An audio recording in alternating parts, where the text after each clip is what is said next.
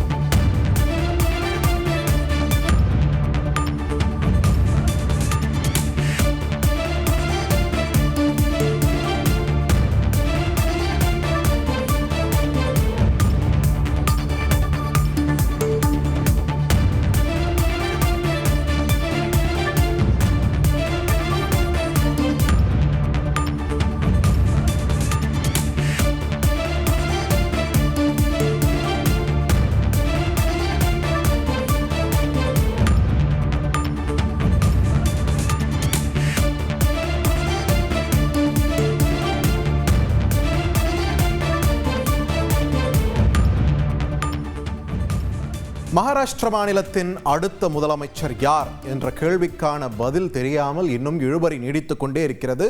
தற்பொழுது இந்நிலையில் மகாராஷ்டிராவில் அடுத்த முதல்வர் யார் என்பதை பிரதமர் மோடி தான் முடிவு செய்வார் என்ற ஒரு கருத்தை பதிவு செய்திருக்கிறார்.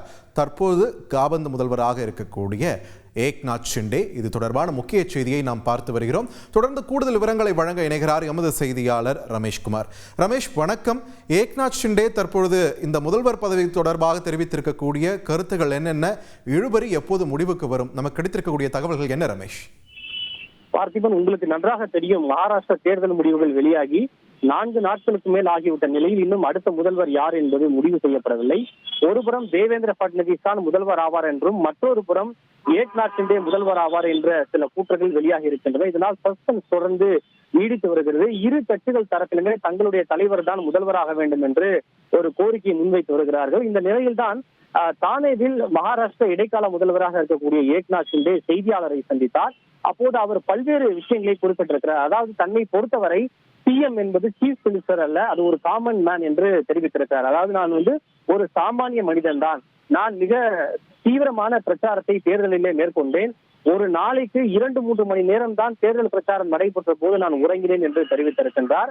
குறிப்பாக முதல்வர் பதவிக்கு நீங்கள் முன்னிறுத்தப்பட வேண்டாம் என்று உங்களை பாஜக கேட்டுக் கொண்டிருப்பதாக செய்தியாளர்கள் கேள்வி ஒன்றை எழுப்பினர். அதற்கு பதிலளித்த ஷிண்டே அவர்கள், நான் அதிருப்தி அடையவில்லை, நான் போராடுவேன், நாங்கள் அழமாட்டோம் என்று அவர் தெரிவித்திருக்கிறார். மேலும் மகாராஷ்டிராவின் அடுத்த முதல்வரை தேர்வு செய்வது தொடர்பாக நீங்களே முடிவு செய்யுங்கள் என பிரதமர் மோடியையும் மத்திய உள்துறை அமைச்சர் அமித்ஷாவையும் தொலைபேசியில் தொடர்பு கொண்டு தெரிவித்திருக்கிறேன்.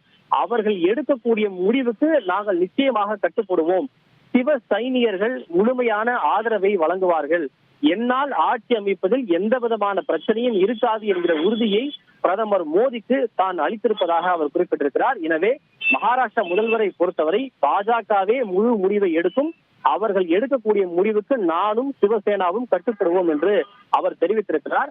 அவர் தெரிவித்திருக்கக்கூடிய அந்த கருத்துக்களை எல்லாம் வைத்து பார்க்கின்ற போது ஏக்நாத் ஷிண்டே மீண்டும் முதல்வர் ஆக மாட்டார் என்றுதான் நமக்கு தெரிகிறது. பாஜகவை சேர்ந்த தேவேந்திர பட்னவிஸ் தான் முதல்வர் ஆவார் என்று சில யூகங்கள் வெளியாகி வரக்கூடிய நிலையில் அதனை உறுதிப்படுத்துவது போல ஏக்நாத் சிண்டேவினுடைய இந்த மறைமுக கூற்று என்பது அமைந்திருக்கிறது.